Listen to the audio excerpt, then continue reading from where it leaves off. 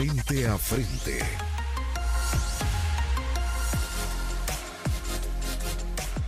Qué bueno que nos sintoniza. Buenos días y bienvenidos. Les saluda Moisés Urbina. Esto es Frente a Frente en Telecorporación Salvadoreña. Estamos iniciando semana y estamos terminando mes. 31 de mayo del 2021. Buenos días y bienvenidos. En la primera parte ya se encuentra aquí en el estudio para acompañarnos hasta aproximadamente las 7:15 de la mañana el ministro de Salud Pública, el doctor Francisco Laví. Doctor, bienvenido, buenos días. Buenos días, Moisés. Buenos días a la población salvadoreña. Un placer poder estar acá y sobre todo ir haciendo una recopilación de toda la información, tanto en el contexto de la salud pública como de lo que se ha observado en el tema de la pandemia. Exactamente, hay muchos temas que hablar precisamente, sobre todo porque el día de mañana se cumplen 2 años del gobierno del presidente Nayib Bukele. En este sentido, en la segunda parte estará aquí en el estudio el ministro de Hacienda, el licenciado Alejandro Zelaya. Hablaremos del estado de las finanzas públicas, precisamente a 2 años del gobierno del presidente Nayib Bukele. Gracias, ministro, por acompañarnos esta mañana una vez más y sin pregunta más rebuscada que otra, comencemos evaluando el momento que vive el país con el COVID. Pareciese que los números, no sé si podría decirse, se han mantenido, o usted me dice cómo se encuentran los casos de COVID actualmente en el país. Por el momento estamos en una muy buena tendencia, una tendencia favorable, una tendencia que ha permanecido bastante estable y ustedes lo pueden observar cuando se dirigen a la gráfica de los casos por día, y eso es bien importante, los casos confirmados por día, en el cual estamos observando ya un buen periodo del tiempo en el que desde aproximadamente febrero hemos observado ya una tendencia a la estabilidad. Evidentemente hay elevaciones y disminuciones en la cantidad de casos, eso es normal estadísticamente, pero estamos observando que ese incremento ya no pasó o no se salió de ese margen de 120 a 170 casos, y eso es un dato muy importante porque nos permite tener una tranquilidad de que la estadística del COVID en el territorio se ha mantenido con estabilidad. Es bien curioso cómo se observa en toda la gráfica la evolución de la pandemia. Precisamente eso que estamos observando es la tendencia en la cual podemos trazar una línea entre todo ese sube y baja de la gráfica y esa línea promedio. Una línea, correcto. Y entonces, evidentemente han habido incrementos y disminuciones, pero eso se ha mantenido con una estabilidad en lo que va esto desde febrero aproximadamente, y esto nos da una tranquilidad porque definitivamente esto nos está diciendo, bueno, la pandemia se encuentra al momento en una situación en la cual no sigue generando efectos negativos, pero no ha presentado una tendencia al incremento que nos ponga en una situación difícil como lo estuvimos en algún momento ante el COVID-19. Y eso se sustenta básicamente por las pruebas de tamizaje realizadas. ¿Y cuáles son esas pruebas? A la fecha llevamos 985,000 PCR, más de 985,000 PCR realizadas, las cuales todos sabemos que tiene una complejidad de elaboración de esta prueba que está rondando entre 4 a 6 a 8 horas, dependiendo de los establecimientos, pero que sobre todo nos da una prueba que es eficiente o que es sensible y específica un 99.9%.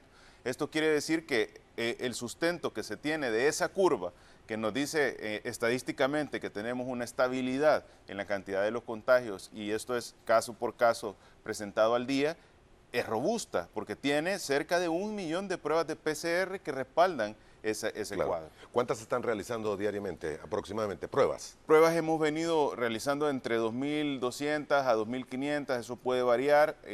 Lo más importante no solo es la cantidad de pruebas, sino que la distribución de las pruebas, porque realizar esta cantidad de pruebas, al ser un examen sumamente complejo, uno se ve limitado por tanto los laboratorios, el recurso, porque son pruebas especializadas que requieren entrenamiento.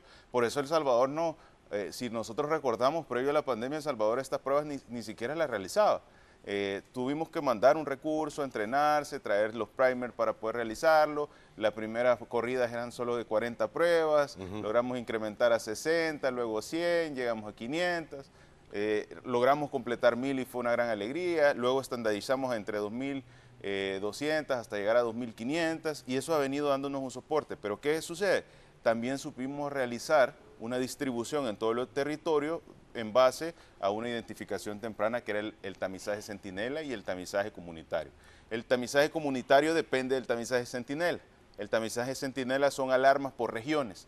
Si en una región se incrementa la cantidad de casos, pues el tamizaje comunitario lo dirigimos hacia esa región y de esta manera estamos identificando oportunamente los casos. Muy bien. El pronóstico de los pacientes, ministro, de la misma gráfica del sitio oficial, 19 críticos, 66 graves. Estos son en todo caso la cantidad de camas que están siendo utilizadas en el Hospital El Salvador, ¿o es mucho mayor? No, eso es la cantidad de pacientes que están en una situación bastante complicada, ya en una situación probablemente de una sepsis, una situación en la cual ya los pacientes han entrado a una situación casi irreversible, falla multiorgánica. Todos sabemos que al ingresar a la unidad de cuidados intensivos el pronóstico puede llegar a ser 50%, un pronóstico de letalidad ante causa de COVID-19. Entonces, sin embargo, el paciente que puede estar entre moderado y grave son los pacientes que se están pues manejando en diferentes áreas especializadas para poder atender. El promedio de pacientes que se ha tenido en el Hospital El Salvador ha rondado entre 300 y 400 pacientes. ¿Y se mantiene? Y se ha mantenido, y esto es congruente con lo que observamos en el resto de hospitales de la red pública. Todo El Salvador, todo el sistema de salud, Ministerio de Salud, Seguro Social, Sanidad Militar, se combinó para poder atender la pandemia del COVID-19. Entonces, en un principio todos los hospitales comenzaron a atender en las áreas que se habían designado para estos pacientes, pero eventualmente a la disminución de la cantidad de casos y la implementación de la estrategia, una de las más importantes, que es el Hospital El Salvador, que nos permite consolidar todas estas atenciones en el marco del COVID-19, hemos podido concentrar o redirigir todos los pacientes hacia el Hospital El Salvador. ¿Qué sucede? El Hospital El Salvador presenta en este momento entre 300 y 400 casos, pero también las diferentes áreas hospitalarias de la Red Nacional de Hospitales del Seguro Social y del Ministerio de Salud que están atendiendo no presentan ingresos. No presentan ingresos que nos diga a nosotros, ok, el Hospital El Salvador está vacío, pero los otros hospitales están llenos. Los hospitales evidentemente pueden tener 1 o 2 pacientes ingresados o 3 pacientes ingresados, que sean pacientes que probablemente están estabilizándose para poder referirlos al Hospital El Salvador. Cuando uno llega a un hospital, primero deben de estabilizarlo para garantizar que el paciente pues tenga todo el soporte vital correspondiente. Una vez el paciente está lo más estable posible, se traslada hacia el Hospital El Salvador. Muy bien. ¿No hay posibilidades de un repunte en este momento, doctor? Posibilidades siempre existen, pero por el momento ninguno de los indicadores, tanto directos como indirectos, que nos puedan alarmar para un incremento de casos, no tenemos, y eso es muy importante. ¿Por qué? Lo vemos en la curva de casos día por día, lo vemos en los tamizajes que tenemos un gran soporte, pero estamos llegando a 73.246 casos. La cantidad de vacunas con relación a la cantidad de población susceptible es muy importante, porque 73.246 casos confirmados nos dice, bueno, pero si El Salvador son cerca de 7 millones, de esos 7 millones tenemos 73.000 positivos, diremos, bueno, existe por lo menos más de 6.5 millones de personas que pueden ser susceptibles. En efecto, puede haber una gran cantidad de esas personas. Debemos agregar ciertos parámetros que no se contabilizan acá, pero que definitivamente a nivel internacional todos conocemos que podría ser un margen de subregistro que está escrito a nivel internacional y que lo hemos mencionado constantemente. Entonces, partiendo de eso, sí existe una gran población susceptible, pero también debemos mencionar, El Salvador ya lleva aplicado 1.832.228 dosis ante el COVID-19 y de esas cerca de 1.118.000 son primeras dosis. Eso quiere decir que ya inmunizamos, o por lo menos ya la población está teniendo un porcentaje de la inmunidad o del efecto de inmunogenicidad que da la vacuna con su primera dosis. Han completado 713.000 personas el esquema completo. Y uno dirá, bueno, pero 713.000 es una cantidad pequeña para los 6.5 millones que usted está diciendo, porque existe una buena población susceptible. Sí, pero no es lo mismo aplicar la vacuna con una guía, aplicar la vacuna con un análisis en base a evidencia científica de la población de riesgo, que aplicar las vacunas a toda la población en distribución aleatoria, podría ser, que significa que la persona que se presente se le ponga. No, se ha hecho una prioridad y esa prioridad parte de un análisis tanto internacional como nacional, que ha sido el análisis que se realizó en el Hospital El Salvador, de qué personas o qué grupos de la población requieren tener protección, porque suelen ser aquellas personas que no solo se contagian, sino que tienen una complicación a causa del COVID. Grupos etarios, en este caso. Los grupos etarios. Y los de primera línea. Es correcto, que lo estandarizamos en la fase 1, que era los grupos de primera línea, de atención directa, los grupos de primera línea no sanitarias, las Fuerzas Armadas, la Policía Nacional Civil, bomberos, los maestros. Posteriormente pasamos a la segunda fase, que eran adultos mayores, personas arriba de 50 años, y que fuimos progresivamente aperturando los grupos etarios hasta ahora encontrarnos en el grupo etario arriba de 45 años. Técnicamente, del mayor volumen de esos grupos, de esas dos fases, ya se vacunó. ¿Por qué digo el mayor volumen? Porque evidentemente sabemos que para ir progresando siempre esperamos que el repunte de cantidad de personas que pertenecen a esos grupos asista a la vacunación, y cuando disminuye la asistencia, pues nos permite aperturar para otro grupo etario. Sin embargo, eso no quiere decir que cerremos la fase anterior. Entonces la población sigue llegando. Por alguna razón, por tiempo, por una situación que estaba fuera del país, por una situación en particular que había desarrollado el COVID y estaba pendiente todavía del tiempo prudencial para recibir la vacuna. Entonces sigue la población de las fases anteriores acudiendo para vacunarse, y esto nos permite que evidentemente la vacunación alta, que somos uno de los países de la región que más vacunas ha aplicado, y no solo que más vacunas ha aplicado, sino que tiene un modelo bien consolidado, por supuesto, eso se traduce en una estabilidad en la cantidad de casos por día. Pero lo interesante, y quizás muy importante mencionarlo con el tema de que ya se va a cumplir el segundo año de la administración, y esto creo yo que es bien trascendental, es el hecho de que para que todo esto sea consolidado hubo que haber un cambio estructural importante, y ese cambio estructural importante parte por una planificación y una asignación presupuestaria acorde a un sistema de salud, por supuesto, en el cual, y por supuesto que a una constitución que dice que el deber más importante es garantizar la vida y la salud.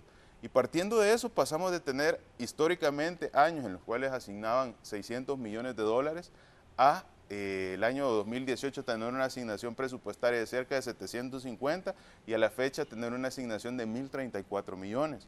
Esta asignación presupuestaria permitió que la asignación de fondos para salud en el país alcanzara el 6.8% del PIB. Y esto es un dato muy importante, porque la normativa internacional de la Organización Mundial de la Salud establece que para poder estar al nivel en el cual se garantice que el sistema de salud pueda funcionar, tenemos que estar arriba del 6%. ¿Y cuánto tenía El Salvador históricamente? 3.5%. Evidentemente, con esa asignación presupuestaria era solo de análisis el saber que un sistema de salud no iba a ser el idóneo, porque no cumplía con las recomendaciones. Si tenemos un ente que es el rector de la salud a nivel mundial y le está diciendo, mire, usted tiene que asignar un presupuesto de todo el ingreso o de toda la productividad que genera en el país, usted tiene que asignar más del 6% para invertir en salud. Y se invertían 3.5, no había que hacer mayor análisis para saber que la salud no iba a ser la mejor. ¿Cuánto se invirtió el año pasado? Así en términos con COVID y todo. Aproximadamente por parte del Ministerio de Salud, que es la cartera de Estado que nosotros representamos, se invirtieron cerca de un poco más de 100 millones de dólares. Ojo, esto en el marco tanto de la atención de COVID, para la atención de COVID específicamente, con la asignación de presupuesto de la institución, de ese presupuesto, más los fondos de emergencia, que eran los fondos FOPROMID. Esto solo es para atención. Y se ejecutó precisamente los 750 millones que estaban asignados en su momento para la cartera de Estado, que es el presupuesto de operación, el normal que se tenía. El normal que se tenía, que ahí se paga pues el funcionamiento de todas las instituciones, hospitales, claro, unidades de salud, las medicinas, los exámenes, el pago del personal. Un dato importante para que la población lo analice, y esto creo que es clave. Sabemos todavía que de esa mala asignación presupuestaria que había históricamente, el 70% del monto global de asignación para el Ministerio de Salud se va en salarios. Entonces, definitivamente, si a los 700 millones le sacamos que el 70% era aproximadamente para salarios, el remanente para la inversión no era nada. Bueno, para el gasto de medicamentos y todo, no era nada. ¿Por qué? ¿Y por qué digo para el gasto de medicamentos? Porque inversión no había. Tenemos años de que históricamente no ha habido una parte de esa asignación que sea presupuestaria que se haya utilizado para inversión. Por eso es que no se tiene cambios trascendentales en el sistema de salud. Ahora, se tienen 1.034 millones. Esto no es que se tenga una gran cantidad. Esto es lo mínimo que debió haber sido siempre. Es lo mínimo. Ojo, no es que con esto vamos a solucionar un sistema de salud, pero los cambios se empiezan a ver, y se empiezan a ver desde el momento en que se tienen las condiciones, que se tienen los medicamentos, que se tiene el abastecimiento, que se tienen diferentes acciones que están desarrollando el sistema de salud y que nos van a posicionar en un sistema de salud con muchas más condiciones. Ahora, solo terminando de sacar números rápidamente, un presupuesto de aproximadamente 7.000 millones. Estamos hablando que debería haber para salud el 6%, dice usted, más del 6%. Más del 6%, eso es lo que recomienda. Y El Salvador, con los 1.034, nos estamos posicionando en 6.8 millones. Estos 6.8 millones, ojo, cuando hablamos de porcentaje, hablamos del porcentaje de inversión en salud nacional. Y eso incluye tanto la participación de los sistemas públicos como de los sistemas privados. Evidentemente el sistema privado pues no tiene no es tan grande como el sistema de salud nacional, o por lo menos eso pensábamos, ¿verdad? Cuando nosotros nos dimos cuenta de la evaluación, y esto es bien importante, en el marco de la vacunación, nosotros identificamos que había que vacunar a la primera línea. Pues nos dimos cuenta que el porcentaje de personal que labora en el sector privado es casi igual que el personal que labora en el sector público. Oh. Y ese dato es bien importante, porque entonces volvemos a lo que yo siempre he mencionado. ¿Cuál fue el interés de tener el sistema de salud paupérrimo que estaba? El interés era que la población tuviera que recurrir al sistema privado.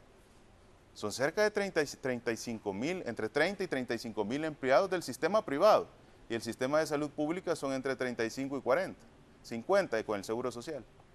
Entonces, realmente... Son números similares. Ajá, realmente son números bastante similares que dicen, bueno, entonces, evidentemente hay un indicador que está diciendo que el porcentaje de atención en el sistema privado es bastante comparable cuando realmente se observa a nivel internacional que el sector público generalmente, o el sector público y el seguro o el sistema de seguros, que es como el Seguro Social acá, suele ser más del 60-70% de la atención de la población, y el sistema privado suele ser un porcentaje mucho menor, ¿verdad? Entonces, es interesante ver cómo tanto las atenciones y los parámetros directos e indirectos nos dicen el mal estado en general que había del sistema de salud. Entonces ahora, por primera vez, se está llevando al país con una inversión en salud arriba de las recomendaciones internacionales.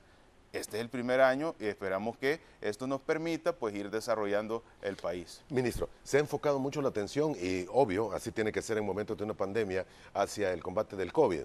Pero el resto de enfermedades que normalmente atacan a los salvadoreños, ahí están presentes.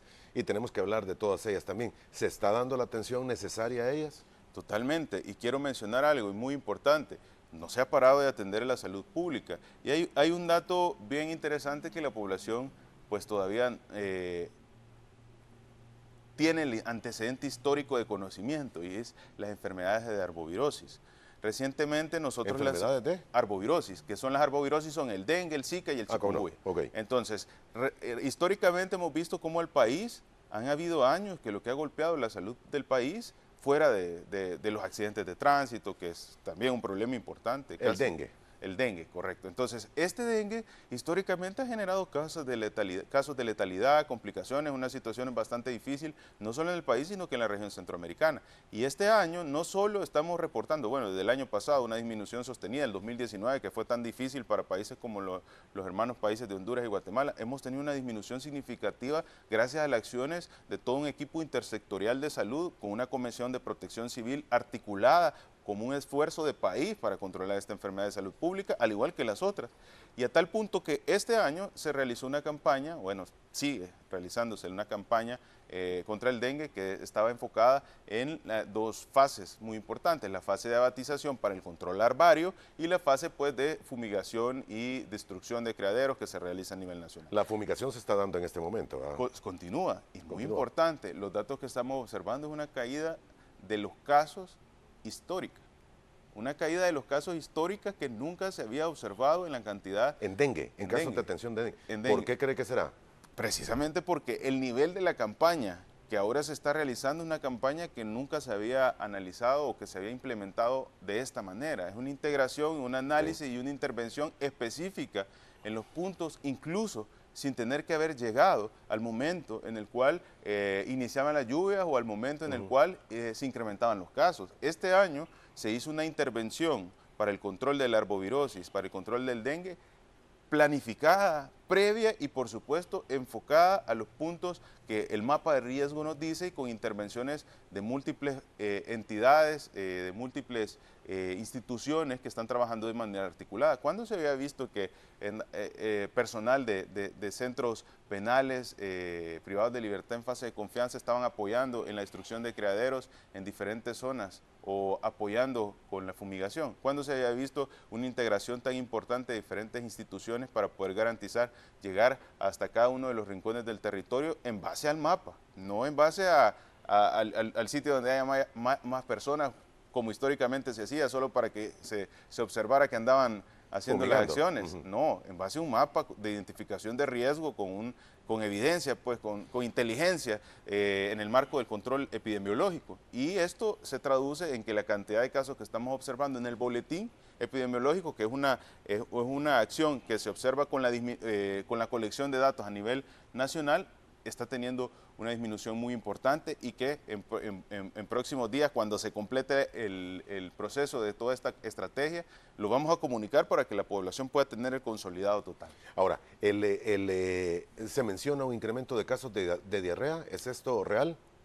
Se observaba un caso, y esto se observaba un caso de incremento, pero debemos tener algo bien presente, y es congruente con el periodo de la época del año. Esto ha sido histórico. Por las lluvias. Es correcto. Siempre cuando hay un inicio de lluvias, se observa un incremento en la cantidad de casos. ¿Qué sucedió? Hace un par de semanas observamos que ese incremento, tal cual ha sido año con año, sin pasarse de los rangos en el corredor endémico, en el corredor que nosotros hacemos el análisis, un acumulativo de 5 años, sin sobrepasarse esos niveles, ahora ha tenido una tendencia a la disminución y eso nos da pues la tranquilidad que es lo usual en esta época del año. Ahora, se siguen haciendo todas las atenciones, no quiere decir que porque observamos una tendencia el Ministerio de Salud deja de trabajar, al contrario, nosotros realizamos programas todo el año para garantizar que esa tendencia se mantenga así. No se puede actuar reaccionando ante una curva, se debe actuar año con año para observar que esa tendencia sea lo más favorable para el territorio. Muy bien. Hay una serie de preguntas de los amigos televidentes.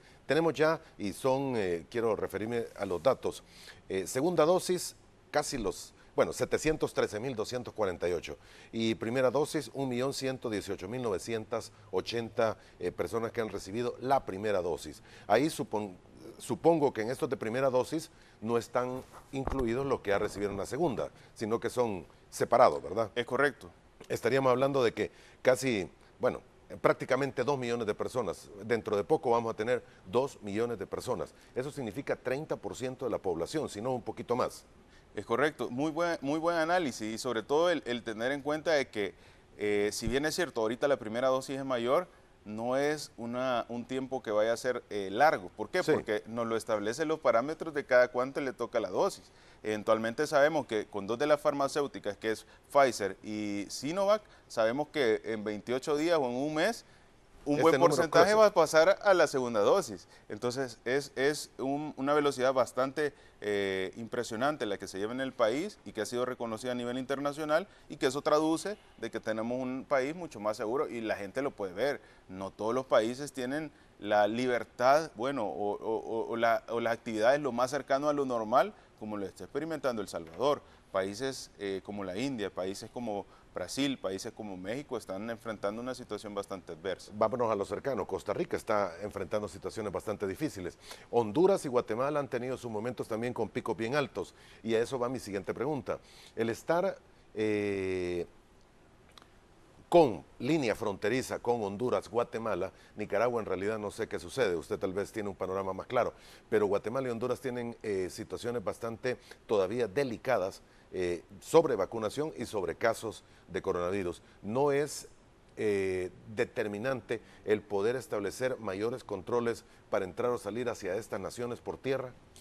Definitivamente es una situación que puede llegar en algún momento, si no se toman las medidas correspondientes, a afectar a algún país que esté en esa condición. Pero debo de recordar algo, El Salvador inició la solicitud obligatoria del PCR a los extranjeros, ¿verdad? Incluso a los nacionales, aproximadamente más de 6 meses. Hace tiempo ya. Pues, septiembre del año pasado. Ahora, ¿por tierra se está exigiendo la PCR? Le pregunto, doctor, porque hay quienes comentan que es prueba de antígenos o prueba rápida la que le hacen. Se está solicitando PCR obligatorio para todos los que ingresan siempre que sean extranjeros. Los únicos que no se les solicita de manera obligatoria es evidentemente a los salvadoreños, pero al resto siempre se solicita. Ahora, que no se les solicite a los salvadoreños, no quiere decir que no tengan que pasar todos los controles que las oficinas sanitarias internacionales establecen. Y hemos detectado pacientes con sintomatología relacionada o con sintomatología que pudiera tratarse del COVID-19. Y entonces, ¿qué se hace? En ese momento se hace una intervención directa con la persona y se le hace un tamizaje. Se hace un tamizaje en 2 vías. Un tamizaje para detectar síntomas agudos y un tamizaje como el PCR convencional, que sabemos que estamos teniendo esos reportes en 8 horas.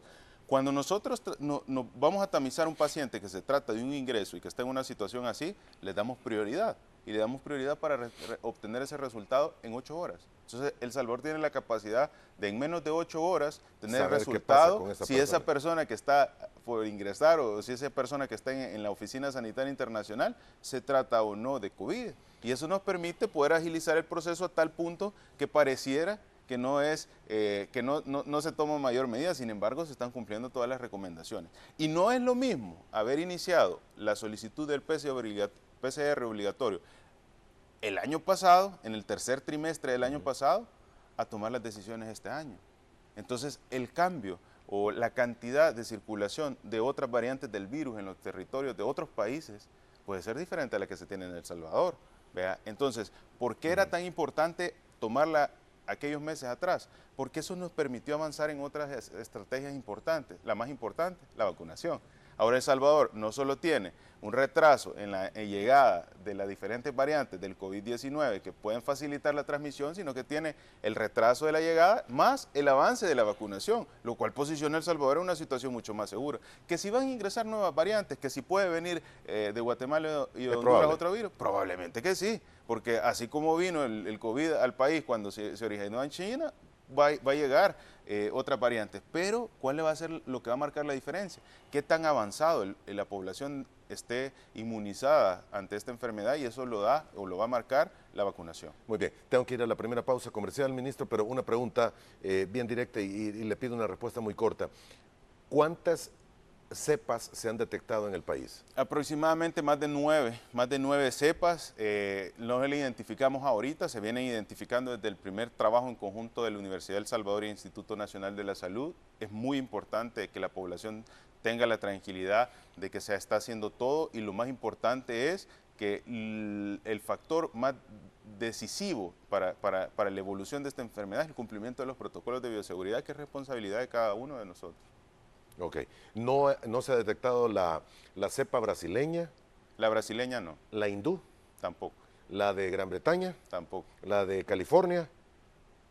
En esa sí tenemos identificados un par de casos muy importantes. Es evidente, la mayoría de la población, los viajes que hay. La mayoría de la población es recurrente de Estados Unidos, ¿verdad? Eso es muy importante, pero sobre todo el tener presente que cuando decimos una variante, no quiere decir la variante específica de tal o tal lugar, sino que al hacer el análisis de la secuenciación del PCR, se observan ciertas mutaciones dentro de esto que son congruentes con las que se están observando en otros países, pero que tenemos ya un buen porcentaje del tiempo de haber identificado esa mutación de esta cadena o de esta secuencia del RNA viral que está en el territorio, que es similar a la que se encuentra en otros países. No sé si le pregunté, pero la brasileña no se encuentra. La californiana sí.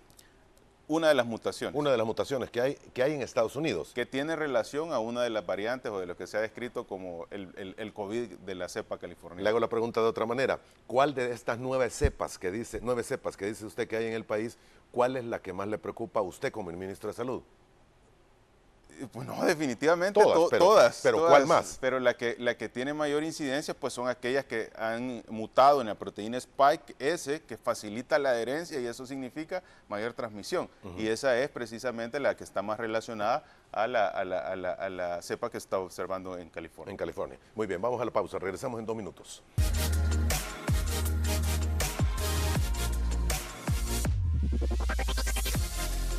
Muy bien, gracias por continuar con nosotros. El doctor Francisco Lavín, ministro de Salud Pública, nos visita esta mañana en la primera parte de Frente a Frente. Varias interrogantes, doctor, y de los amigos televidentes voy a tener que ir muy en carrera con todo ello. Hay algunas personas que están preguntando si se hizo la prueba necesaria y cuántos son los casos de los atletas que han venido para el Surf City, porque inicialmente el presidente de la ISA dijo que habían 20 positivos, después se mencionaron otros 8, después se dijo que no era cierto. La versión oficial que tiene usted como ministro de Salud, ¿cuántos son? Primero que nada, mencionar que si una persona tiene una PCR positiva, no puede ingresar al territorio. Vea, eso es un dato muy importante. Segundo, que cuando se realizan las pruebas, nosotros no hacemos solo el análisis de la prueba si está positiva o está negativa una prueba, porque hay una infinidad de pruebas muy importantes. Hay pruebas de anticuerpos, hay pruebas de antígenos, hay pruebas de PCR. Como Ministerio de Salud, la aplicación para el ingreso fueron las pruebas PCR. Si los PCR estaban positivos, no se permite el ingreso. O por lo menos se debe cumplir todo un protocolo para poder garantizar si esto no se pudiera evitar, de cuarentena y aislamiento que todos conocemos, en este caso por 15 días y todo lo que se recomienda. Ahora, ¿por qué hay que ser muy claro? Y esto es muy importante que la población lo sepa. La prueba, una vez usted tiene COVID, puede salirle positivo incluso hasta por 3 meses y no ser un parámetro fidedigno en el cual se pueda medir transmisión de la enfermedad. Y eso es un dato muy importante. Esto se estudió hace ya más de un año y que lo mencionábamos anteriormente con mucha insistencia, y es que una persona que ha desarrollado el COVID, su periodo de transmisión ronda los 15 días. Y eso se estableció a nivel internacional y fueron los aportes que dieron tanto la comunidad europea como la comunidad americana acerca del tiempo en el cual esta enfermedad se transmite. Después de los 15 días esta persona no deja de transmitir la enfermedad. Pero el virus continúa dentro de él y puede salir en PCR. En PCR, correcto. Y esa PCR puede permanecer positiva y negativa hasta por 3 meses. Ojo con esto, la prueba puede salir positiva, después puede salir negativa, y después puede volver a salir positiva, y esto en el marco de 3 meses. Por eso es que era tan difícil definir un concepto de caso de reinfección, porque no podíamos definirlo con el hecho de que si a mí la prueba se me puso negativa, si me volvía a salir positiva, se trataba de una reinfección. Entonces se estandarizó que al menos los 3 meses después del contagio o de la primera prueba, la prueba podía estar positiva o estar negativa y ser a causa de la misma afección que se había tenido. Porque ya había tenido COVID, en palabras sencillas. Entonces, ¿qué sucede? Hay personas que dicen, bueno, es que le salió la prueba positiva. Sí, pero ¿cuál prueba positiva? Le salió una prueba de anticuerpos positiva que le va a salir positiva porque evidentemente desarrolló el COVID o porque ya se puso la vacuna. Eso es muy interesante. Una vez una persona se pone la vacuna, comienzan a salir pruebas positivas.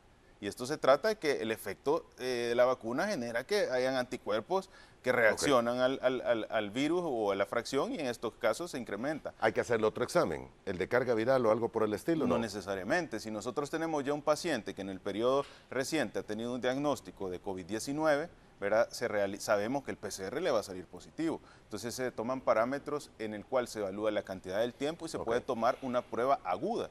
¿Y cuáles son? Las pruebas de antígeno. Las pruebas de antígeno son pruebas agudas que nos detectan a nosotros si el paciente se encuentra en un momento agudo de la enfermedad. Si un paciente puede tener un PCR positivo y se le realiza una prueba aguda, que puede ser un antígeno, evidentemente se hace una evaluación clínica y el paciente le dice, no, mire, que fíjese que hace 2 meses yo salí positivo a COVID.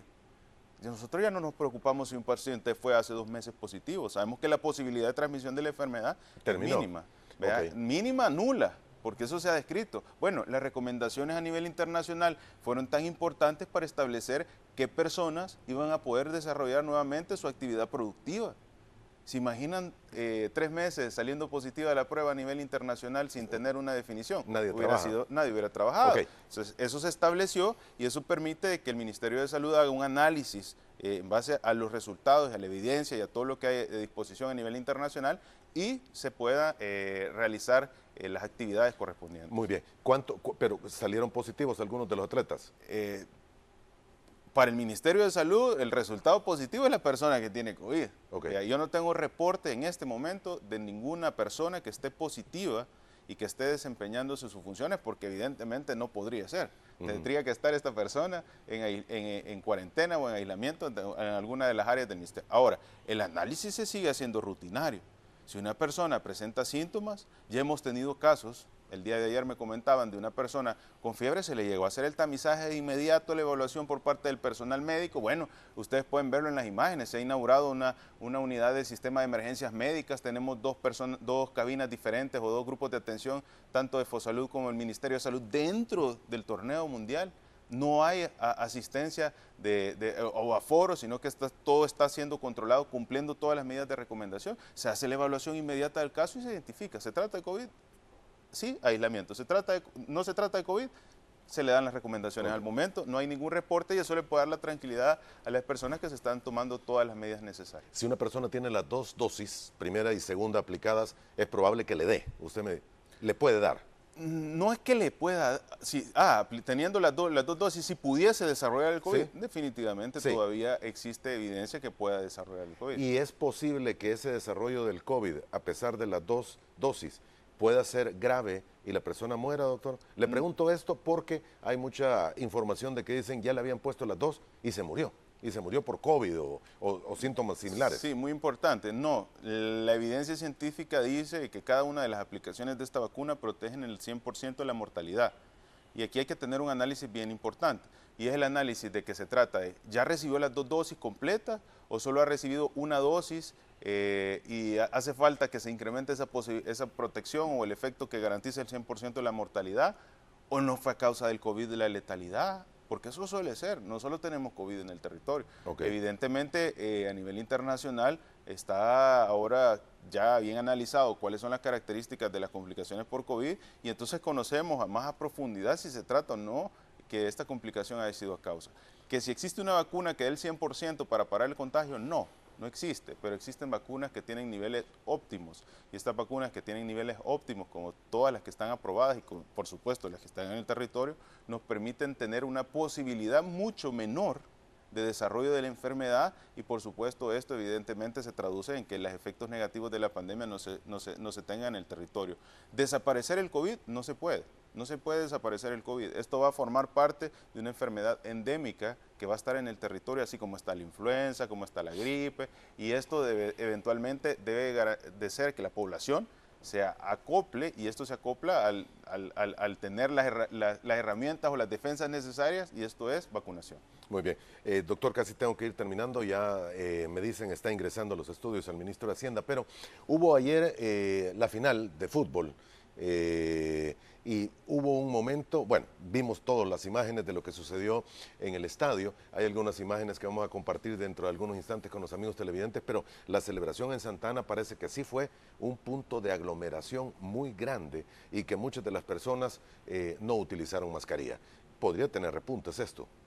Y no sé si en algún momento hay que solicitar autorización a la alcaldía, hay que solicitar autorización al Ministerio de Salud. Sé que es bien difícil cuando se tienen momentos de alegría como los que se vieron en la ciudad de Santa Ana. Definitivamente el estar sin el cumplimiento de los protocolos de bioseguridad, el estar en aglomeraciones puede incrementar la cantidad de contagios. Eso es evidente. Le pedimos a la población estrictamente, ya desde hace desde hace bastantes meses atrás, que por favor evitemos el asistir a aglomeraciones. Eso no va.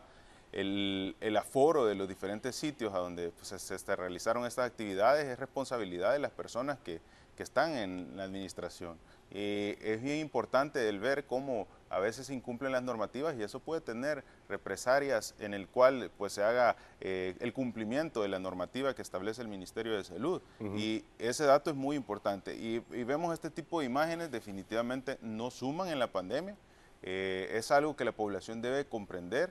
Lo más importante en una pandemia no se trata solo del tratar o el evitar que una aglomeración de este tipo suceda. Lo más importante es que el conocimiento de la población al respecto de las medidas sea importante. Y aquí estamos observando más que una aglomeración, estamos observando cómo el desconocimiento o la falta de precaución puede poner en riesgo a cada una de las familias de estos salvadoreños que asistieron. Yo creo que es muy importante el insistir que este tipo de acciones deben de ser propias, ese tipo de cuidados deben de ser propios y cada uno de nosotros debe comprender o debe recordarse aquel momento tan duro en el cual conocimos de alguna persona cercana, de algún amigo, de algún familiar, en el cual pudo tener una complicación a causa del COVID-19. Todo esto es por el bienestar de la población salvadoreña y por el desarrollo del país. Hace falta mucho por hacer en la salud, pero sabemos que, y hay que destacarlo, el avance que se ha tenido hasta el momento nos dice que vamos por el camino correcto y nos dice que el sistema de salud ahora tiene mucha más capacidad para responderle a la población. Exactamente, y basta con comparar, y lo menciono para terminar esta plática con usted, ministro, estos son los datos que se tienen del resto de países centroamericanos, sin incluir, bueno, en Costa Rica que no lo termino de ver, pero los números son totalmente diferentes. El Salvador, 73,000 casos confirmados, Guatemala tiene 254,000, Honduras 236,000, y por ahí se encuentra Costa Rica, creo que un poco más arriba, aquí está, que tiene 314,000. Hay que seguirnos cuidando, el virus continúa en el país.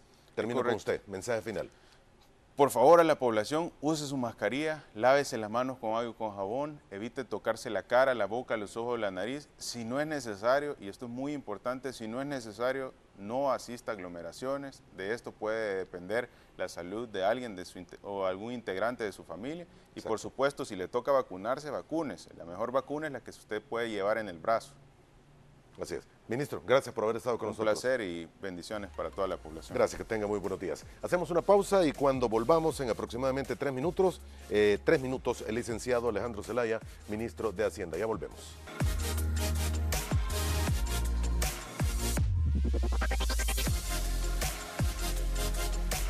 Bien, gracias por continuar con nosotros. Nos visita en el estudio el licenciado Alejandro Zelaya, ministro de Hacienda de nuestro país. ¿Cómo está usted, señor? Buenos días. Muy buenos días, Moisés. Muy buenos días también a todos los televidentes que a esta hora, muy temprano en la mañana, ya nos sintonizan. Y pues con mucho gusto, nuevamente, Moisés, contigo para hablar sobre temas hacendarios y de las finanzas públicas del país. Muy bien, empecemos con ello. ¿Cómo están las finanzas públicas del país en este momento? Bueno, en general creo que el país atraviesa por un buen momento a pesar de la crisis que ha generado COVID-19 alrededor del mundo. Son momentos difíciles no solo para nosotros, sino también para todo el resto de Latinoamérica, sobre todo que se ha convertido en el foco principal de la pandemia. Hace un rato estabas tú hablando con el ministro de Salud, él te comentaba sobre nuestros números nuestros números de contagios. Esto, Moisés, a pesar de que no se vea o en el pasado o que no sea usual, siempre al país, a El Salvador, nos va a generar una ventaja competitiva respecto a los demás países de Centroamérica, porque nuestra economía, al contrario de las economías centroamericanas, en este momento está totalmente abierta. La proyección de crecimiento de este año era de un 3.8% al final del año pasado. Al principio de este trimestre se cambió la proyección, el mismo Fondo Monetario cambió la proyección y ahora el Banco Central de Reserva proyecta que podemos crecer entre un 5 y un 6%.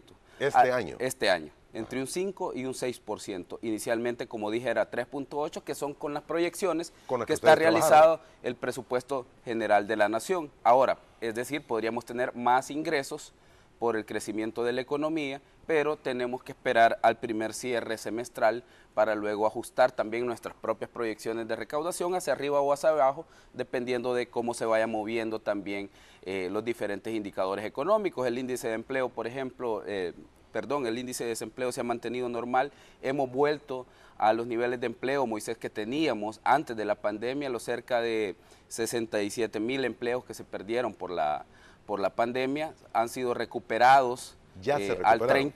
Al 30 de abril se recuperaron, hemos vuelto al mismo nivel de empleo que teníamos. Nuestra inflación también se mantiene, digamos, relativamente baja respecto de Centroamérica, es 3.8% a nivel centroamericano, y en el caso de El Salvador es 1.8%, ¿no? El tema de la dolarización sigue siendo importante para mantener estable nuestras tasas de inflación, y además de eso, Moisés, nuestras exportaciones han crecido.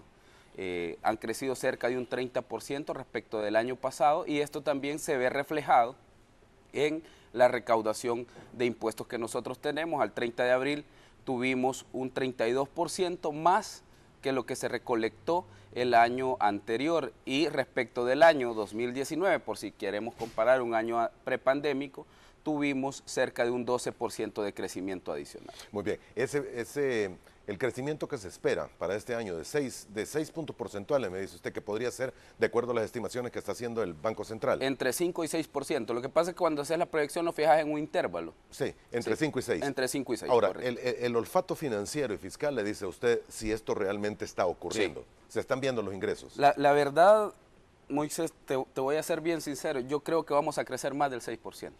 Más del 6%. Más del 6%. Y eso lo hemos... Históricamente podría ser una de las primeras ocasiones en historia reciente de El Salvador. Claro, podría ser una de las primeras ocasiones. Hay que recordar que hemos dado también un impulso a la economía sin precedentes. Hemos inyectado 1.000 millones a través del decreto 640 del año pasado. Si tú lo recuerdas, que hubo mucha controversia cuando el presidente y este servidor salieron a anunciar que habíamos fondeado el FIREMPRESA por 600 millones. Mismo fondo que ya ha colocado alrededor de 340 millones de dólares en la economía salvadoreña, de los 600 en total. Eso te indica, Moisés, que nuestro programa de financiamiento para recuperación post-crisis sanitaria, evidentemente, ha sido el correcto, y se va a ir reflejando también en los indicadores. Por eso es que yo creo que vamos a crecer más de ese 6%, y lo hemos compartido incluso con algunos analistas de organismos multilaterales que coinciden y me dicen, mira, ministro, lo que pasa es que no tenemos en este momento, realmente es una observación bien empírica, Moisés. Sí, no hay una medición exacta. No hay una medición exacta, porque me dice, la inyección que ustedes hicieron no tiene precedentes, entonces hay que esperar a ver cómo se comporta. Pero lo que ya hemos visto al primer trimestre del año es que tu margen de crecimiento puede ser mayor incluso al que se está proyectando. Y eso tú lo ves reflejado en la recaudación tributaria. Si tú ves o tú comparas, hemos recaudado en ingresos tributarios en general, esto no es solo impuestos sobre la renta, sino ingresos tributarios en general. Hemos recuperado o hemos alcanzado una recaudación de 25.8% mayor a que la del año pasado en general, entre IVA, renta y todos los impuestos, ¿no? Entonces, un 25.8% mayor. Es decir, nosotros normalmente es un 5 o un 6% menor al crecimiento lo que se tiene. No creo que crezcamos 25.8%, sería demasiado optimista. Pero normalmente cuando estás en condiciones normales son entre 5 y 10 puntos lo que tenés de diferencia entre recaudación y crecimiento económico. Entonces, si tu recaudación crece, digamos, 15%, tu economía crece normalmente 8, 5, ¿no? Entonces, esa es la medición, pero como te digo, es bastante empírica, ¿no? Sí, y tomando esos números, podrían ser números más grandes todavía que el 5 o 6%. Sí, claro. Pero hay que esperar el primer semestre. Hay que esperar el cierre del primer semestre. No están midiendo esto contra el 2020, porque el 2020 fue un año atípico en el que la economía se detuvo. Sí, no, se mide con ambas cosas, Moisés. Por eso dije, en impuestos sobre la renta o en ingresos tributarios en general, para tener un parámetro más grande, hemos crecido respecto a 2019 un 25.8, a 2020, perdón, un 25.8, y respecto a 2019 hemos crecido cerca de un 12%. Entonces, sí te indica que superas a los 2 años, a un año atípico y al año típico, ¿no? Entonces, hay que recordar que el año pasado nosotros tuvimos 770 millones en pérdidas de ingresos tributarios, porque nuestra economía, pues, tenía la obligación de estar cerrada para que no se propagara el virus. Ok, señor, algunos titulares de periódicos este día dicen, en 2 años Bukele ha endeudado al país con 5.227 millones de dólares. Solo en mayo la Asamblea Legislativa aprobó 1.530 millones en nuevos préstamos. Hay que recordarle también a a los buenos amigos de este periódico, que ya no se vende mucho, por cierto, y que recientemente hubo una reforma para que pagaran impuestos, hay que recordarle que ninguno de los gobiernos anteriores tuvo una pandemia de estas proporciones. Ninguno de los gobiernos anteriores tuvo una crisis económica de estas proporciones. Ninguno de los gobiernos anteriores tuvo que lidiar con un virus totalmente desconocido, con una batalla por las vacunas, por ejemplo, que no se había visto en ningún otro, en ningún otro momento de la historia. Entonces, para nosotros, claro, que ha sido un momento difícil, pero hemos tenido que salir a buscar financiamiento, al igual que todos los países. Moisés, se dice, o lo sostiene el Banco Mundial, que por primera vez el índice de endeudamiento general del mundo superó el 100% del PIB. O sea, es decir, la deuda superó el 100% de la producción mundial. Entonces, todos los países del mundo tuvieron que salir a buscar paquetes de financiamiento. Lo otro que hay que tener muy en cuenta, de que las aprobaciones que se dan en el marco de las solicitudes que nosotros hacemos a la Asamblea Legislativa, se cuentan en el índice de deuda en la medida en la que van desembolsándose los fondos. Es decir, cuando ellos obtienen aprobación o ratificación, los préstamos no entran directo al índice de deuda del país, se van de acuerdo a los desembolsos. Y hay una programación, por ejemplo, en los programas de la primera infancia que dirige o que coordina la primera dama de la República, Gabriela de Bukele, son programas para 5 años, Moisés. Entonces no nos van a desembolsar los 600 millones que aprobamos para las políticas de primera infancia de una sola vez. Nos van a ir haciendo desembolsos de acuerdo, vayamos cumpliendo con las matrices que hemos establecido con los organismos multilaterales, en este caso el Banco Mundial y el BID. Así que no es cierto, es falso que ese sea el endeudamiento que se ha conseguido, pero lo importante dentro de todo es esto, Moisés, porque yo creo que hace algunos meses, cuando teníamos una entrevista contigo, yo te decía que el presidente Bukele es como el nuevo gerente de la tienda, ¿no? Tiene 2 opciones, buscar un crédito y salvar su empresa o dejar que la empresa quiebre por completo. Entonces, ¿qué es lo que ha hecho el presidente Bukele? Ir a buscar reactivación económica, gasto inteligente, inversión pública. Creo que nadie puede negar de que los programas de entrega de computadoras es la mejor apuesta para la educación en este país, que es el programa más ambicioso de cierre de la brecha digital en toda Latinoamérica. Nadie puede negar que los programas de la primera infancia, aprobados recientemente y que serán coordinados por la primera dama, es una apuesta de futuro. Es que no vamos a ver los frutos en 2, 3 años, los vamos a ver en 5 o en 10 años, pero vamos a tener una sociedad más competitiva, una sociedad con más profesionales que van a pagar impuestos también y que van a ir a parar esos fondos a las arcas, esta vez sí, del Estado y luego a las obras en las comunidades, no como en el pasado, de que no se invirtió en educación, ni en salud, ni en seguridad, y lo que teníamos era una sociedad que expulsaba a sus mejores ciudadanos, porque cuántas historias hemos escuchado de profesionales que sobresalen en otros países, que pudieran estar aportándole a nuestro PIB en este momento. Hay algo bien interesante con el tema de la inversión pública. Nosotros el año pasado tomamos financiamiento para reactivar nuestra economía y por primera vez hemos empezado a tener bajadas en los índices de deuda. Nosotros cerramos el año pasado con un índice de deuda de 88.5 y este año, el primer trimestre, nuestro índice de deuda es de 82.6. ¿Por qué? ¿Cómo hicimos para bajar ese índice de endeudamiento? 6 puntos porcentuales de un solo. Hay que recordar que el Producto Interno Bruto crece en la medida en que nosotros inyectamos liquidez a la economía, ¿no? Entonces, si nuestro PIB empieza a crecer, nuestro índice de deuda también empieza a bajar. Pero nuestra producción nacional, Moisés, no va a incrementar en la medida que nosotros no invirtamos, que no tengamos infraestructura de primer mundo. El Bypass Sur City ha dinamizado toda la economía turística o todo el rubro turístico del Puerto de la Libertad y de sus sectores aledaños. Los mismos comerciantes de la zona decían que habían incrementado sus ventas entre un 25 y un 50%. Entonces, si ellos incrementan sus ventas, esos mismos incrementos se ven reflejados en los índices macroeconómicos del país. Entonces, tu nivel de deuda empieza a bajar. Pero si no invertís, no vamos a mejorar el nivel de producción nacional. Y esa es la clave, inversión inteligente. Muy bien, este crecimiento del PIB que me dice usted, ¿de cuánto es, señor? ¿Y en qué tiempo se da? Es del primer trimestre, hay que recordar que se cambió la proyección de crecimiento. Un cambio correcto, de medición. Correcto, entonces por eso tu índice de deuda va a ser mucho menor, ¿no? Entonces se ha incrementado en cerca de 3 puntos porcentuales el nivel que se puede, el nivel de crecimiento de la economía. Entonces, claro, si tu economía crece y los desembolsos, hay que recordar que tú aprobas un paquete de créditos, por ejemplo, la Asamblea, mediante el decreto 608, el año pasado aprobó 2.000 millones, pero de esos 2.000 millones solo logramos desembolsar 600, porque ellos se dedicaron a bloquear. Entonces, ¿qué fue lo que hicimos? Nos hacen falta 1.181 millones, les dije, 10 de diciembre del año pasado.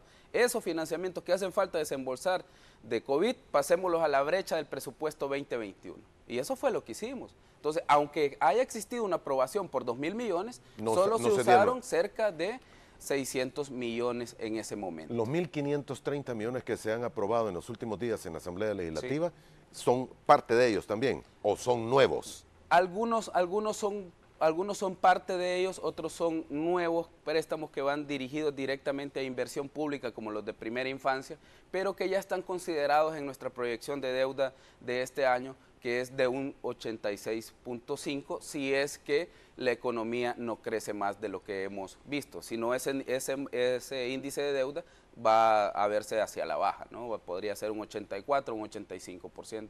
Y así, año con año, deberíamos ir reduciendo también la brecha presupuestaria y por consecuencia también nuestro índice de endeudamiento. Aquello que se menciona que el país pasó del 90% de deuda, entonces es mentira, falso. Es totalmente falso. Yo creo que siempre son voces desesperadas que no entienden muy bien cómo funciona también la contabilización de las operaciones de crédito público en El Salvador.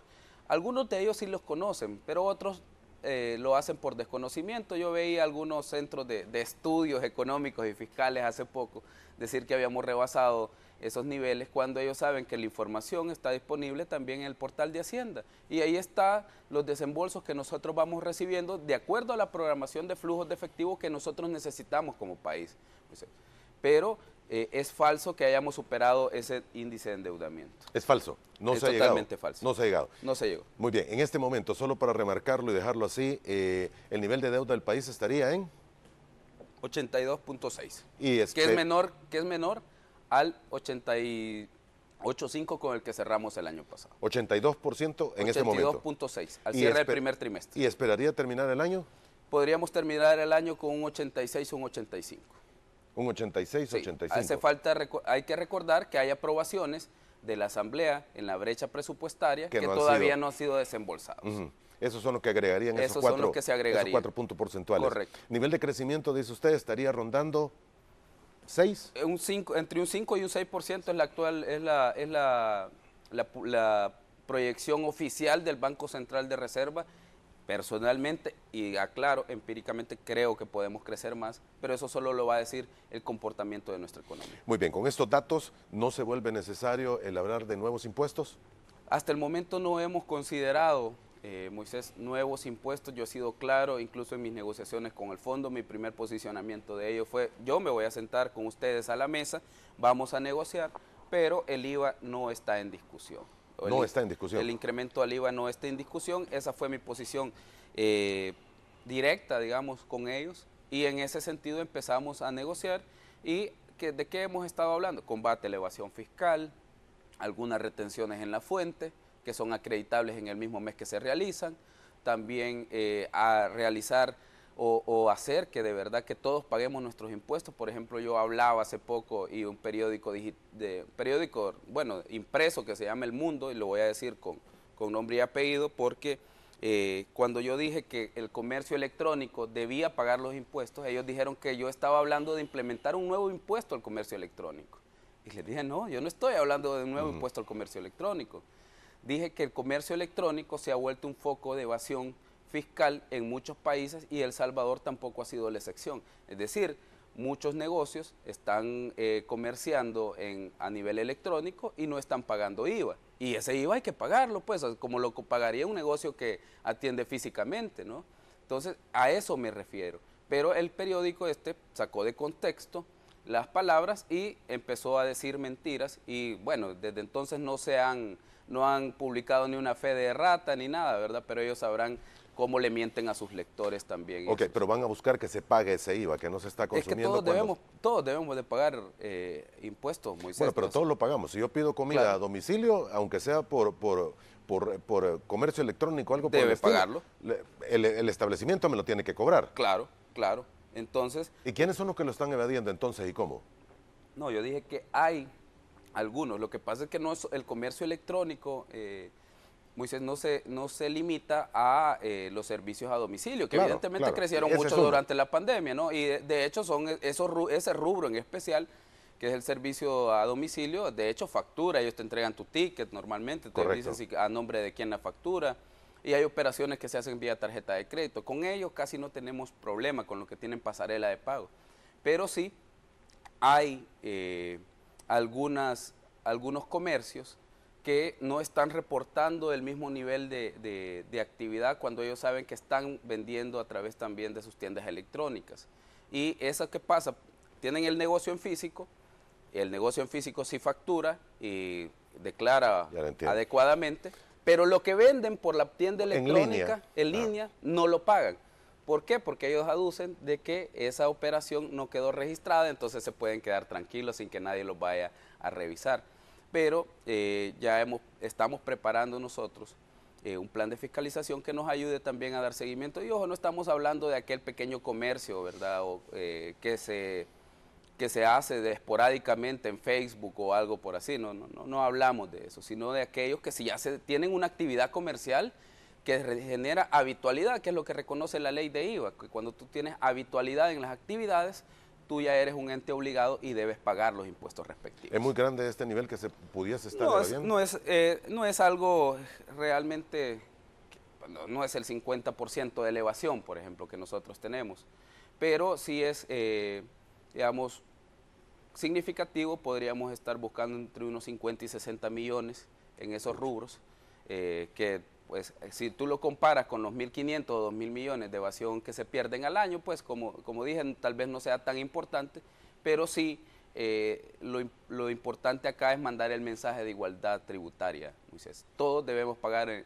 los impuestos y todos debemos de estar regulados bajo las mismas reglas. La pregunta que mucho suena, con el nivel de deuda que se está contrayendo o que se está tomando en el país, ¿existe la capacidad de pago por parte del Estado para no tener que ver de dónde más tomar? Y algunos creen que lo que se va a hacer es tomar los fondos de pensiones. No, en absoluto, Moisés. Hay que recordar que primero las operaciones, por ejemplo, que para invertir en la primera infancia, yo no creo que nadie esté en contra de que renovemos nuestros hospitales, renovemos nuestras escuelas, que implantemos y ejecutemos un proyecto de educación y salud inclusivo y totalmente integral, no como en el pasado que se ha visto por separado a todos los niños que están en nuestras escuelas y en nuestros hospitales. Creo que nadie se va a oponer a que esa inversión se realice, pero además de eso hay que recordar que estas operaciones tienen 5 años de gracia, en los que la inversión social se reditúa, es decir, tú puedes recuperar tu inversión y luego empiezas a realizar los pagos respectivos. Así que creemos nosotros que tenemos la capacidad de pago, sino de hecho las instituciones, los multilaterales, si tú no tienes una capacidad no te van a dar 600 millones, no te los van a entregar.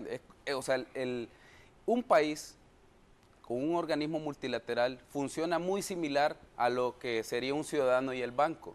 El banco no le va a entregar 600 millones a una persona que no tiene trabajo, por ejemplo, o que no tiene un ingreso que pueda demostrar, que no pueda cumplir con las reglas de transparencia, rendición de cuentas y gobernanza. Entonces, nosotros tenemos la capacidad y por eso se aprueban las operaciones. Se estructuran con los organismos multilaterales, con indicadores financieros y sociales, con matrices de cumplimiento para cada uno de los desembolsos. Es decir, si tú no alcanzas un nivel de ingresos tributarios, por ejemplo, a la fecha tal, el siguiente desembolso se entrampa, Moisés, y no te lo entregan. Entonces, tenés que ir demostrando poco a poco que tu economía tiene también esa capacidad de pago y que tú también tienes ese compromiso con la sanidad de las finanzas públicas y que eres un administrador responsable. Ok. Si no, no habrá ni aprobación de operaciones ni desembolsos tampoco. Es decir, te pueden aprobar, o como lo que le pasó al FMLN en el año 2011. Ellos firmaron un acuerdo con el Fondo Monetario Internacional, un acuerdo precautorio por 700 millones en el año 2009, y en el año 2011 lo perdieron porque no pudieron cumplir con todos los requisitos que ellos mismos habían negociado con el multilateral. Entonces, eso es lo que nosotros estamos cuidando. No queremos firmar ningún compromiso con ningún organismo sin que nosotros tengamos la plena seguridad de que vamos a cumplir. Muy bien, tenemos que hablar un poco más de este acuerdo con el Fondo Monetario Internacional. Tengo que hacer la última pausa, volvemos en aproximadamente 2 minutos y medio. Siga con nosotros.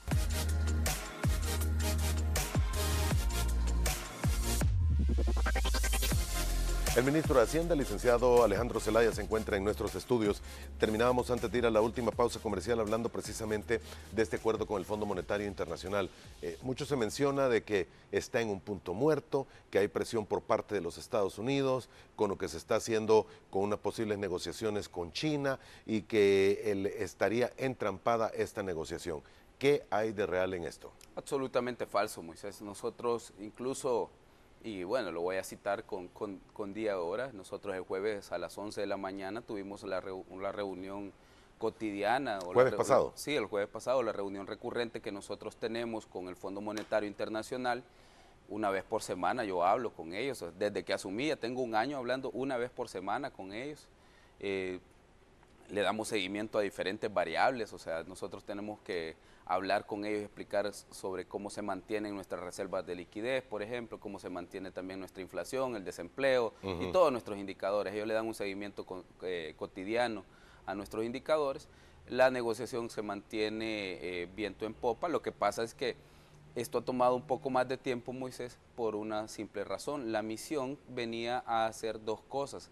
Venía la evaluación del artículo 4, que es una evaluación que se hace por el Fondo Monetario Internacional a todos los países del mundo cada año, y además de eso también hablamos sobre el acuerdo IFF, o el acuerdo de facilidad extendida del Fondo Monetario Internacional, con el cual podríamos estar accediendo hasta 1.300 millones de dólares más o menos, entre 1.300 y 1.400 millones, pues a condiciones concesionales, pero además de eso, eso nos generaría, Moisés, la seguridad o el prestigio entre los demás organismos multilaterales que nos ayudarían a financiar también este acuerdo y entrarían con el Fondo Monetario Internacional a darnos apoyos presupuestarios en los próximos 3 años. El acuerdo es para 3 años y se está negociando con ellos hasta este momento. Todo el proceso continúa bajo lo previsto, pero como dije, esto tarda un poquito más porque vino la evaluación del artículo 4 y también teníamos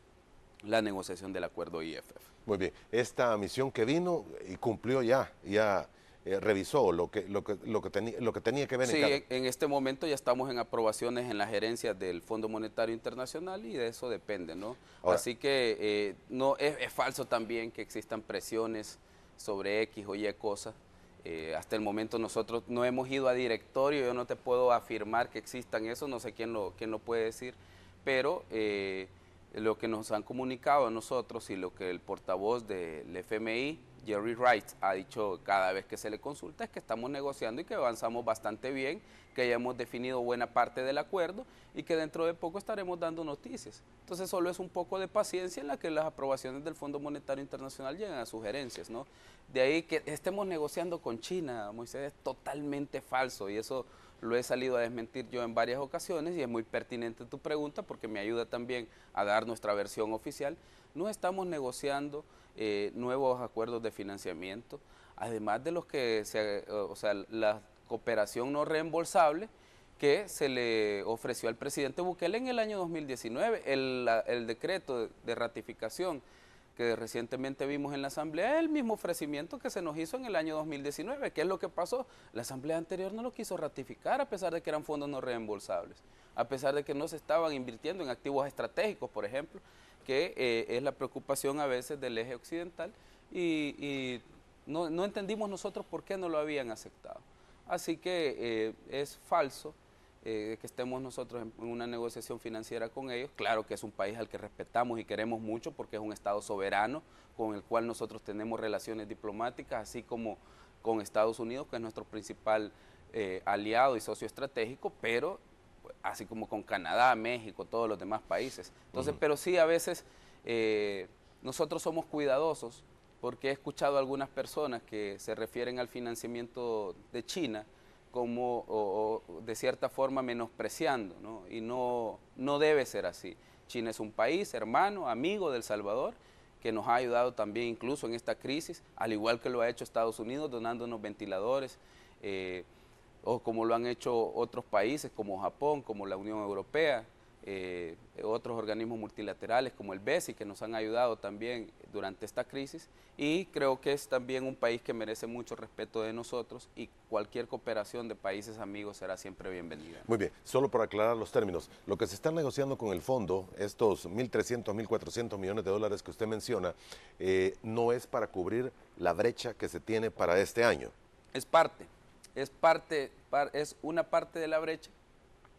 Una parte de la brecha se estaría cubriendo con ella, y la otra parte de la brecha se estaría cubriendo con los demás organismos multilaterales, BID, Banco Mundial y BESI.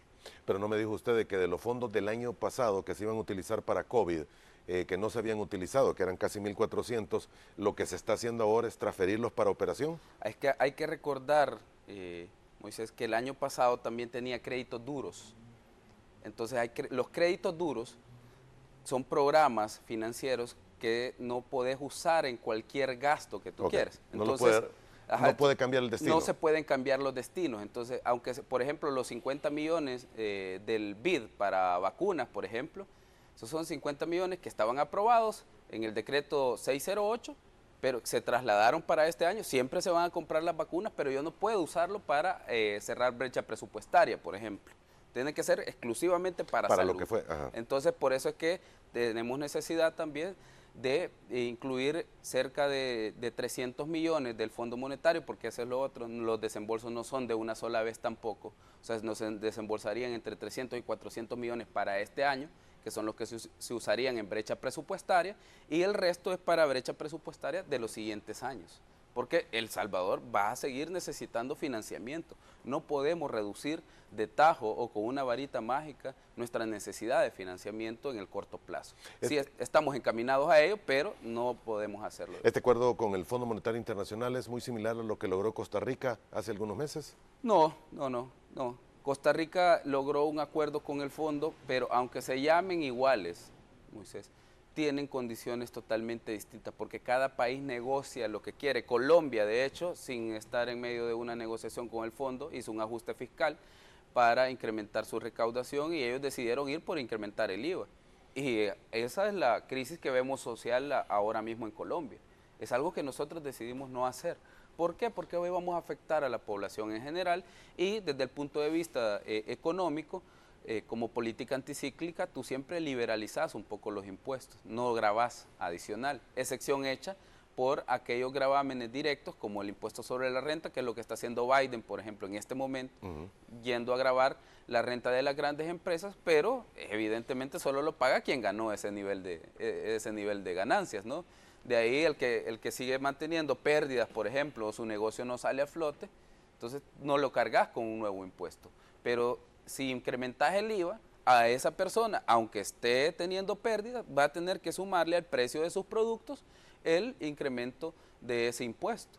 ¿Y qué es lo que va a pasar? Va a vender menos productos, y eso va a desacelerar los índices de producción nacional a nivel general. Así que no es una buena idea ir por impuestos indirectos, y las condiciones de cada acuerdo son particulares. Costa Rica decidió incluso incrementar el IVA, y también, si tú te recuerdas, hubo jornadas de protestas en Costa Rica, que es un país donde casi nunca la veíamos, pero sí existieron jornadas de protestas. Colombia las está viviendo ahorita todavía. Y en Colombia, que nos solidarizamos mucho con la situación en Colombia, y esperamos que pase muy pronto también, porque sí han habido varios muertos durante las jornadas de protestas, pero como dije, el enfoque nuestro es trabajar por la gente, y creo que eso fue lo que no midió el Ejecutivo colombiano, ¿no? Pero serán problemas que deberá resolver Colombia mismo. Muy bien, ya me dio las cifras de crecimiento, las cifras de endeudamiento.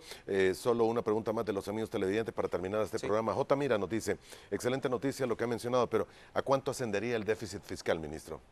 Nosotros estaríamos cerrando un déficit fiscal, bueno, el déficit primario con el que nosotros cerramos el año pasado era de un menos 5.5, el déficit primario, ya el déficit fiscal al final cerramos con un menos 9.9, estaríamos probablemente cerrando para este año entre un 4 y un 5% para disminuir el déficit en general, y esperamos pues en los próximos años ir reduciendo ese déficit fiscal que ha sido histórico, pues Moisés, el déficit fiscal bastante alto para el país, y nosotros nuestro compromiso es irlo reduciendo. En la medida que nosotros vamos reduciendo nuestra necesidad de brecha presupuestaria, ese mismo déficit fiscal se empieza a reducir en el sentido de que no vamos necesitando mayor financiamiento, sino Sí. que somos capaces de pagar por nuestra propia cuenta nuestros gastos.